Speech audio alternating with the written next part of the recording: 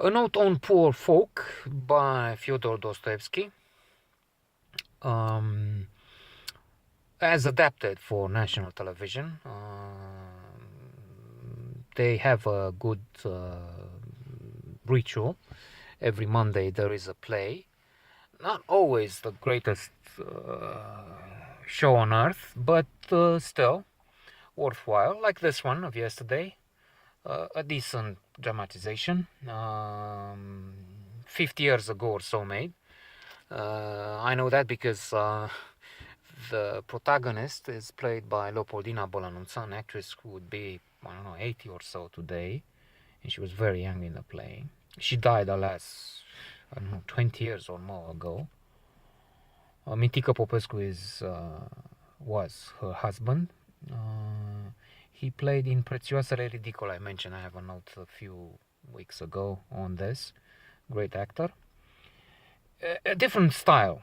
In contrast, I could see last night, because they do like with a series, even if it's not the same. So they say next time, that is next Monday, we'll see this, and they have something like a trailer. They will have Insula, the island by Mihail Sebastian, a great local writer, and they show what will happen. And it's a recent, I don't know, some years ago made production, and there's shouting, there's screaming, there's modern expression of techniques to get the audience interested. It makes some sense. I can understand. On the other hand, it's not my cup of tea. Many may really like this and prefer an action-packed play to one where we don't know, is this Varvara in love with this guy? Will she stay with him? What is she up to? But I, for one, prefer not to figure it out, to try and think and maybe have the wrong impression, than to have it shouted in my face. But again, it's true. We are now, audiences are used with Iron Man, Iceman I just invented, Captain America, the Despicable Seven, or whatever. So Deadpool, all movies that have something going on every second or fraction of a second. Is a towering inferno. There's a man or an army of men flying through space. Anyway, so if that's the attention span, which is diminishing by the day, I guess, of the public, what can you do? You can't have them sleep between lines. And that's the tendency in these poor folk. I'm just joking. As I said, I much prefer that.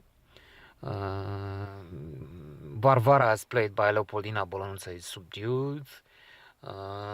She speaks with a low voice as opposed to the shouting.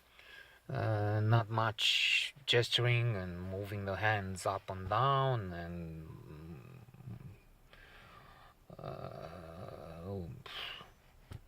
anything really. So I think this invites reflection, contemplation.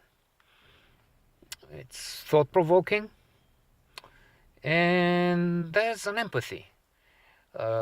If I was just speculating earlier, if this would be a play in which there will be a lot of shouting, I would not hesitate for a moment. I would hate the woman, especially since there's a negativity about her. There is, I mean, her friend is so in love with her.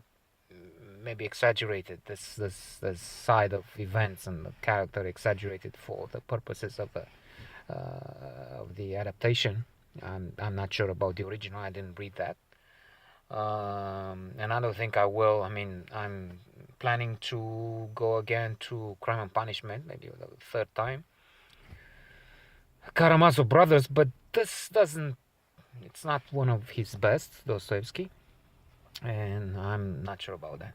So she has a marriage proposal from a rich man. So it looks like I will not say, no spoiler alert, and I will not say. But she looks at one point that maybe she will go for that guy. And I say, oh my God. And if she would be an actress, would shout and I would not stay in the chair to watch what what she's doing with the poor Makar. That's the name of the man. I don't know the actor. He was long gone before I attended performances there. To end with, I don't know if you know, Dostoevsky was sentenced to death and brought near the firing squad. He divided his last 3 minutes into three. What else? 1 minute to pass his life in front of him, so to say. 1 minute to say goodbye to family and friends, and the last minute to admire a ray of sunshine falling on a bell tower or something nearby. And he talks about how amazing life is. That's something we see in his major works, and he talks there about from his own experience about the man who's sentenced to die to death, prisoner, and he says that when faced with death, you would rather live on a empty rock, bare rock in the middle of the ocean, than die. The message is carpe diem. He is obviously, we know about this experience, so there's a pardon coming in the last few seconds, and that's how we know, of course.